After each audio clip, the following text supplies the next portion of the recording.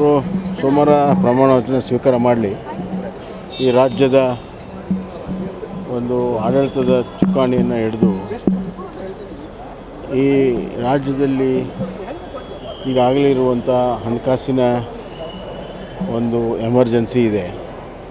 ಈ ಹಣಕಾಸಿನ ಎಮರ್ಜೆನ್ಸಿಯನ್ನು ಮೊದಲು ಅವರು ಪ್ರಾಶಸ್ತ್ಯದಲ್ಲಿ ಅದನ್ನು ಸರಿ ಮಾಡಬೇಕು.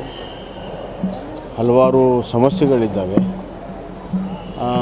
ಸಾರಿಗೆ ನೌಕರರು ಹೆಚ್ಚಿಗೆ ಕೇಳ್ತಾ ಇದ್ದಾರೆ. ಕಾಂಟ್ರಾಕ್ಟರ್ ವರ್ಕರ್ಸ್ಗೆ ಸ್ಯಾಲ್ರಿ ಸಿಕ್ಕಿಲ್ಲ, ಪೆಂಡಿಂಗ್ ಬಿಲ್ಸ್ ಇದೆ. ಇದರ ಎಲ್ಲರ ನಡುವೆ ಅಭಿವೃದ್ಧಿಯನ್ನು ಕೂಡ ಮಾಡಬೇಕು ಅವರು.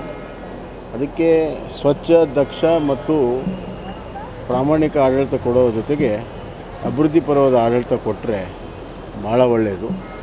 ತುಷ್ಟೀಕರಣ ರಾಜಕಾರಣವನ್ನು ಬಿಡಬೇಕು.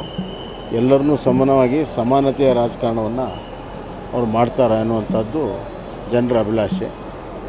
ಅವ್ರಿಗಿರೋದೇ ಭಾಳ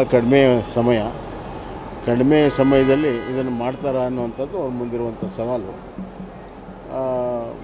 ಬಟ್ ಜನ ಏನು ಭಾಳ ದೊಡ್ಡ ನಿರೀಕ್ಷೆ ಇಟ್ಟಿಲ್ಲ ಈ ಬದಲಾವಣೆಯಿಂದ. ಕರ್ನಾಟಕ ಜನ ಈ ಬದಲಾವಣೆಯಿಂದ ಭಾಳ ನಿರೀಕ್ಷೆಯನ್ನು ಇಟ್ಟಿಲ್ಲ. ಇದೊಂಥರ ಹಿಂದಿನ ಸರ್ಕಾರ ಮುಂದುವರ್ಸ್ಕೊಂಡು ಹೋಗ್ತದೆ. 5 ವರ್ಷದಲ್ಲಿ ಸುಮಾರು 10 ಲಕ್ಷಕ್ಕಿಂತ ಹೆಚ್ಚು ಸಾಲವನ್ನು ಮಾಡಿ ಸಾಲದ ಹೊರೆಯನ್ನು ಸಾಮಾನ್ಯ ಜನರ ಮೇಲೆ ಹೊರಿಸುವಂಥ ಕೆಲಸ ಮಾಡ್ತಾರೆ ಅನ್ನುವಂಥದ್ದು ಜನರ ಇದು.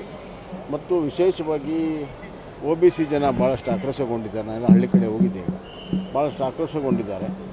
ಆದ್ದರಿಂದ ಬರುವಂಥ ದಿನಗಳಲ್ಲಿ ಕಾಂಗ್ರೆಸ್ಗೆ ಒಂದು ದೊಡ್ಡ ಜನವಿರೋಧಿ ಅಲೆಯನ್ನು ಎದುರಿಸಬೇಕು.